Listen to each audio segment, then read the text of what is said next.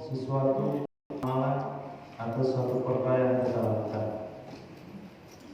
Bapak Ibu kami hormati, mungkin pagi ini kami ingin menyampaikan suatu tema, wajibkah kita bermazhab? Wajibkah kita bermazhab dalam mengamalkan ibadah? Misalnya sholat, zakat, haji, umroh. Bapak Ibu kami hormati, kenapa demikian kita sampaikan? Karena akhir-akhir ini ada semacam pendapat yang mengatakan tidak wajib bermazhab. Wajib langsung merujuk kepada Al-Quran dan hadis Rasul SAW. Kita itu beramal berdasarkan Al-Quran dan hadis Nabi besar Muhammad SAW. Jadi pernyataan itu benar, tapi tidaklah seluruh pemahamannya itu benar. Kenapa demikian kita sampaikan? Karena ada 3 dasar di dalam Al-Quran Al-Karim yang wajib kita ikuti dalam beragama, yang wajib kita ikuti dalam beribadah, yang wajib kita ikuti dalam bermuamalah, yang wajib kita ikuti dalam bermuasyarah, dalam hubungan pernikahan, dan semua hal-hal yang kita jalani 24 jam. Yang pertama yang wajib kita ikuti adalah Al-Quran Al-Karim. Surah Yunus ayat 9, ayat 109. Allah SWT berfirman, "Wattabi' ma yuha ilaika wasbir hatta yahkumallah wa huwa khairul hakimin." Wahai Muhammad, ikutilah yang diwahyukan kepadamu dan bersabarlah sampai Allah memutuskan suatu keputusan. Wa huwa khairul hakimin, dialah Allah sebaik-baik yang memutuskan. Ayat yang mirip juga ketemu dalam surah Ahzab ayat 2, wattabi' ma yuha ilaika min rabbik. Ikutilah apa yang diwahyukan kepadamu dari Tuhanmu. Artinya kita harus beramal berdasarkan Al-Quran. Yang kedua adalah berdasarkan hadis Nabi besar Muhammad SAW. Surah Al-Hasr ayat 7. Allah katakan, "Wa ma atakumur rasulu fakhudhuhu." Apa saja yang Rasul bawa kepada kalian, maka peganglah, maka amalkanlah. Wa ma nahakum anhu fantahu. Apa saja yang Rasul larang, maka tinggalkanlah. Pernyataan tersebut ditegaskan dalam hadis riwayat Sunan Nasa'i. An Umayyah bin Abdullah bin Khalid annahu qala li Abdullah bin Umar. Ada salah seorang tabi'in yang bernama Umayyah bin Abdullah bin Khalid. Beliau berkata kepada Sayyidina Abdullah bin Umar radhiyallahu ta'ala anhuma. Apa kata beliau? Inna najidu salatal hadar. Kami menemukan solat, bagaimana cara solat ketika kita ada di kampung halaman, di dalam Al-Quran Al-Karim. Dan kami juga menemukan bagaimana cara solat di dalam peperangan, di dalam Al-Quran Al-Karim. Tapi kami tidak temukan bagaimana solat orang musafir di dalam perjalanannya, di dalam Al-Quran Al-Karim. Maka sikap seperti itu ditegur oleh Sayyidina Umar bin Khattab radhiyallahu anhu. Sayyidina Abdullah bin Umar, beliau katakan, "Ya ibna akhi, wahai keponakanku, sesungguhnya Allah telah mengutus kepada kita Nabi Muhammad sallallahu alaihi wasallam. Wala na'lamu syai'an." Kita tidak pernah tahu apa-apa. Cara salat kita tidak pernah tahu, cara zakat kita tidak pernah tahu, cara berakikah kita tidak pernah tahu, cara walimatul urus, perkawinan kita juga tidak pernah tahu, kecuali berdasarkan apa yang diberitahukan oleh Nabi besar Muhammad sallallahu alaihi wasallam. Maka sikap kita adalah wa naf'alu kama ra'ayna Muhammadan. Kita akan lakukan seperti yang dilakukan oleh Nabi besar Muhammad sallallahu alaihi wasallam. Berarti Al-Quran dan hadis. Nah, dua dalil inilah yang dikemukakan oleh pendapat-pendapat akhir zaman sehingga membuat kekacauan di tengah masyarakat. Tidak boleh bermazhab, tidak boleh harus ikut Al-Quran dan hadis. Tidak ada dalil bermazhab. Kenapa mereka hanya mengatakan tidak boleh bermazhab? Karena mereka hanya menemukan dua ayat itu saja. Sementara ada satu ayat lagi dalam surah An-Nahl ayat 43. Apa Allah katakan? Wa ma arsalna min qablika illa rijalan nuhi ilaihim. Tidaklah kami utus dari sebelummu wahai Muhammad dari para rasul melainkan orangnya laki-laki semuanya. Dan kami berikan wahyu kepada mereka. Fas'alu ahla dzikri in kuntum la ta'lamun. Ini perintah Allah. Tanya kepada ahli zikir. Kalau kalian tidak tahu tentang Quran, kalau kalian tidak tahu tentang hadis Rasul sallallahu alaihi wasallam. Jadi ada perintah yang ketiga, yaitu bertanya kepada ahli zikir. Siapa yang dimasukkan ahli zikir dalam Al-Quran tersebut? Seluruh ulama tafsir sepakat menafsirkan ahli zikir yang dimaksudkan itu adalah para alim ulama. Berarti ada tiga perintah kita untuk beramal. Pertama, Al-Quran. Yang kedua, hadis Nabi. Yang ketiga, bertanya kepada para ulama tentang perkara yang kita tidak tahu. Itulah yang dimaksud dengan bermazhab. Kalau mereka katakan tidak ada dalil mazhab dalam Al-Quran, berarti mereka tidak menemukan dalilnya. Bukan tidak ada. Ayat yang serupa itu ada dalam surah Al-Anbiya ayat 7. Bunyinya, wa ma arsalna qablaka illa rijalan nuhi ilaihim. Ayatnya persis, cuma ada satu perbedaan. Saat ayat di atas mengatakan wa ma arsalna min qablika, ayat di bawah wa ma arsalna qablaka. Hanya perbedaan huruf min saja.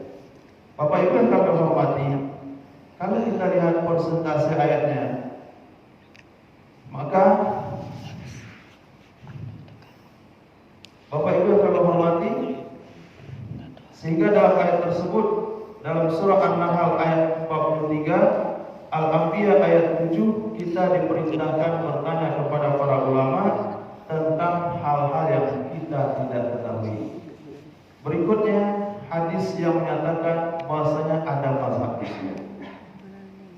Hadis itu terdapat dalam Sunan Abi Daud, terdapat dalam Sunan At-Tirmizi, terdapat dalam Sunan An-Nasa'i, terdapat dalam Sunan Ibnu Majah, terdapat dalam Sunan Daruqutni. An Amr bin As radhiyallahu anhu qala Rasulullah sallallahu alaihi wasallam, "Idza hakama al-hakimu fajtahada fa asaba falahu ajrun wa idza hakama fajtahada fa akhta'a falahu ajrun." Apabila seorang hakim memutuskan satu hukum, apakah boleh hukumnya membayar zakat fitrah dan uang atau tidak? Apakah boleh hukumnya melakukan yasinan sampai ke kepalanya kepada orang meninggal atau tidak? Apakah boleh hukumnya melakukan ziarah kubur dan sebagainya? Lalu mereka berijtihad, digali dalam Al-Quran, digali dalam hadis Nabi sallallahu alaihi wasallam, dicari kias, jadi ijma ulama. Kalau mereka tepat dalam memberikan hukum, mereka dapat 2 pahala. Tapi kalau mereka salah dalam memberikan hukum, mereka dapat 1 pahala. Bapak Ibu yang kami hormati, kenapa kita tidak boleh mengambil hukum langsung kepada Al-Quran atau kepada hadis Nabi besar Muhammad sallallahu alaihi wasallam?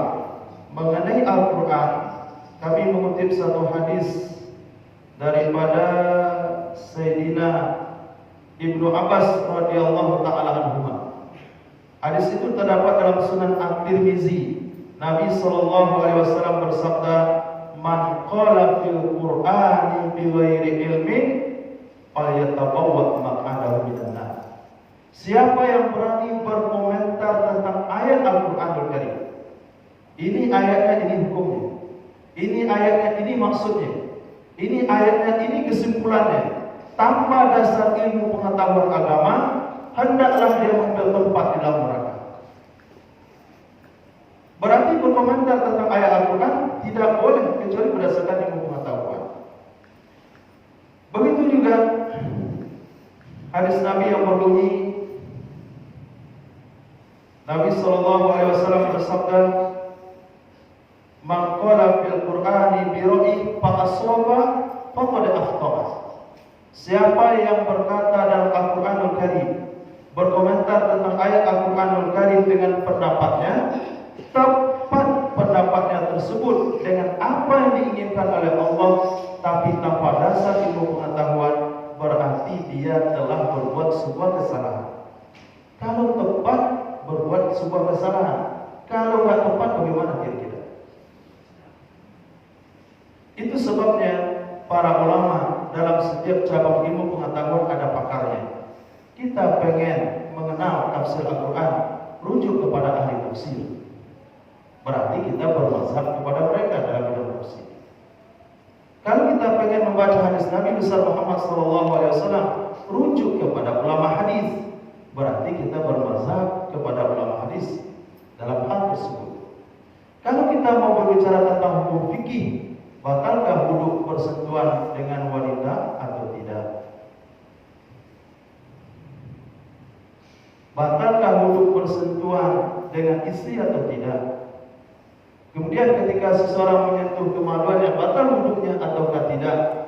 Kalau sekiranya kaum muslimin dibebankan untuk langsung mengenal hukumnya kepada Al-Quran dan hadis, mereka tidak akan pernah menemukan solusi dalam hidupnya. Kamu bikin satu buah contoh. Nabi SAW bersabda ketika beliau ditanya, "Ya Rasulullah, bagaimana hukumnya kami menyentuh kemaluan kami? Apakah batal wudu atau tidak?" Hadis menjawab, "Innahu bid'atun mink." Kemaluan itu adalah bagian anggota tubuhmu, sama dengan hidung, sama dengan telinga. Apakah batal wudu menyentuh hidung dan telinga? Tidak, berarti menyentuh kemaluan tidak batal wudu. Kemudian ada hadis lagi yang lain, "Man massa dzakarahu falyatawadda." Siapa yang menyentuh kemaluannya wajib berwudu. Ada dua hadis yang bertolak belakang. Sekarang kita diperintahkan untuk mengambil langsung hukum pada Quran dan hadis. Sekarang kalau Bapak diperintahkan ambil hukum, Bapak ambil hukum yang mana? Hadis pertama atau hadis kedua? Oke, saya mau ambil hadis pertama saja, atau ambil kedua saja. Kalau menyentuh kemaluan batal wudu. Sehingga kita baca UTBA yang batal wudu diantaranya adalah menyentuh kemaluan. Berarti kita ambil hadis yang itu. Nah, kenapa kita ambil hadis yang itu? Tidak kita ambil hadis yang satunya? Apakah ini lebih baik daripada hadis yang pertama?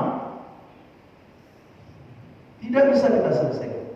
Berarti kita tidak punya penguasaan tentang hal tersebut. Fas'alu ahla dzikri. Saya sudah ikut Al-Quran, saya sudah ikut hadis Nabi SAW, tapi masih punya kebingungan dalam hal tersebut, dalam mengambil keputusan. Hadis pertama atau hadis kedua? Maka ambil perintah ketiga, fas'alu ahla dzikri in kuntum la ta'lamun. Tanya kepada para ulama jika kalian tidak mengetahuinya. Oke, sekarang ulama mana yang mau kita tanya? Ulama mana yang mau kita tanya? Maka ulama yang mau kita tanya, ulama yang mau kita ambil pendapatnya adalah ulama yang sudah direkomendasikan oleh Rasulullah SAW. Belum cukup ulama yang direkomendasikan oleh dosennya dengan titel S1 atau S2. Belum cukup ulama yang direkomendasikan oleh profesornya. Tapi kita pengen ulama yang direkomendasikan oleh Rasulullah SAW. Siapa ulama yang direkomendasikan oleh Rasulullah? Nabi SAW bersabda, "Khairul quruni qarni." Generasi terbaik adalah generasi saya. Berarti ulama para sahabat. Summal ladzina yalunahu. Kemudian generasi generasi setelahnya adalah generasi tabi'in. Summal ladzina yalunahum, kemudian generasi setelahnya tabi'in. Ada 3 generasi ulama yang mendapatkan rekomendasi daripada Rasulullah SAW. Pertama ulama para sahabat, yang kedua ulama tabi'in, yang ketiga ulama tabi'in.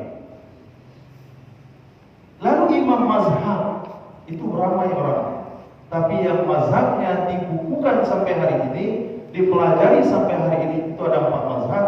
Mazhab Imam Abu Hanifah itu mazhab terkuat, kemudian mazhab Imam Malik yang kedua, mazhab Imam Syafi'i yang ketiga, mazhab Imam Ahmad bin Hanbal yang keempat. 4 ulama ini ada dalam 3 generasi tersebut.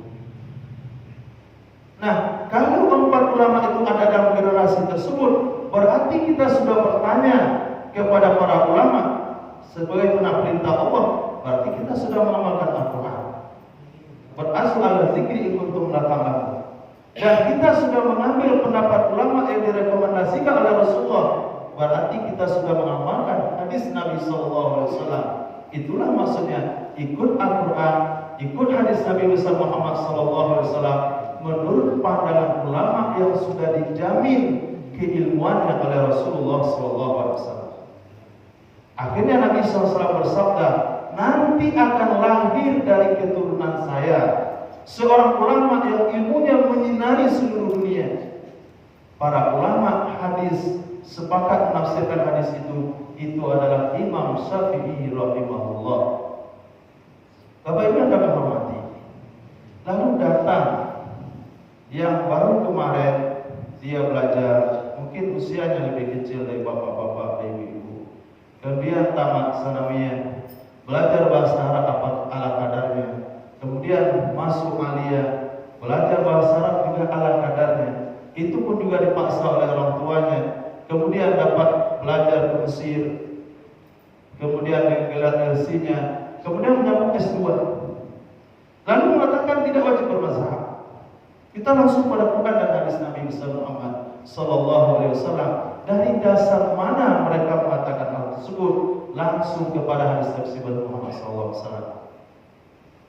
Kita tidak bisa langsung kepada hadis Nabi. Kenapa? Karena kita tidak menguasai bahasa Arab. Kalau saya bisa lihat kamus belum cukup menjawab untuk pemahaman hukum. Contoh kasus dalam sebuah hadis Nabi sallallahu alaihi wasallam bersabda, la tasihu salatul haid illa bil khimar. Tidak sah salat wanita berhaid kecuali pakai mukena. Itu terjemahannya. Tidak sah salat wanita berhaid kecuali pakai mukena. Hadisnya sahih. Begitu terjemahannya. Sekarang pemahamannya bagaimana? Apakah orang berhaid sah salatnya? Dalam hadis itu sah, asal pakai mukena. Berarti orang berhaid wajib salat. Tidak ada satu ulama yang bilang orang berhaid wajib salat. Lalu bagaimana pemahaman hadis ini? Berarti kita tidak mengerti pemahaman. Ada bahasa takwil yang dimaksudkan dalam hadis tersebut. Maka para ulama kita rujuk apa maksud orang berhaid dalam hadis tersebut. Kita bacalah syarah daripada kitab-kitab hadis. Ternyata mereka mengatakan maksudnya adalah wanita yang sudah balik. Berarti tidak sah sholat wanita yang balik kecuali dengan mukena. Cocok seluruh hukum dan disepakati oleh seluruh ulama. Ini salah satu contoh bahwasanya kita tidak bisa memahami hanya dengan tekstual saja, tapi perlu kepada penafsiran penjelasan para ulama tentang hadis tersebut. Bapak Ibu yang kami hormati, bahkan berijtihad itu dibenarkan bahkan di zaman Nabi ketika Nabi masih hidup. Dalilnya adalah dalam Sunan Abi Daud ketika Nabi SAW mengutus Sayyidina Muaz bin Yaman, Sayyidina Muaz bin Jabal ke Yaman. Kemudian Nabi bertanya kepada Sayyidina Muaz, "Kaifa taqdi idza arada laka qada?"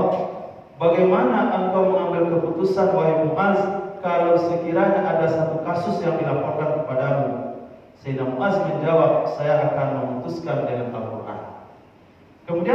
bertanya kembali, fa illam tajid fi kitabillah, kalau kamu tidak temukan dalam Al-Quran, bagaimana kamu memutuskan hukum? Sayyidina Mu'az bilang dengan sunnah Rasul sallallahu alaihi wasallam. Kemudian ditanya lagi, kalau kamu tidak menemukan dalam sunnah nabimu, bagaimana kamu menghukum? Sayyidina Mu'az bilang, ajtahidu ra'yi wa la ubali, saya akan menguras pemikiranku bagaimana maksud hukum tersebut, lalu saya akan fatwakan dan saya tidak peduli. Sikap tersebut dibenarkan oleh Rasul sallallahu alaihi wasallam. Sayyidina Mu'az Sayyidina Rasul memukul dada Sayyidina Mu'az. Alhamdulillahilladzi waffaqa Rasulillah sallallahu alaihi wasallam lima yarda Rasulullah. Segala puji bagi Allah yang telah memberi taufik kepada putusan Rasul sallallahu alaihi wasallam sesuai yang diridhai oleh Allah dan Rasulnya. Bapak Ibu yang kami hormati, alhamdulillah mungkin demikian materi yang bisa kami sampaikan. Kesimpulannya adalah bahwasanya bermazhab itu hukumnya wajib kecuali bagi orang-orang yang menguasai 15 cabang ilmu pengetahuan baru tidak wajib bermazhab.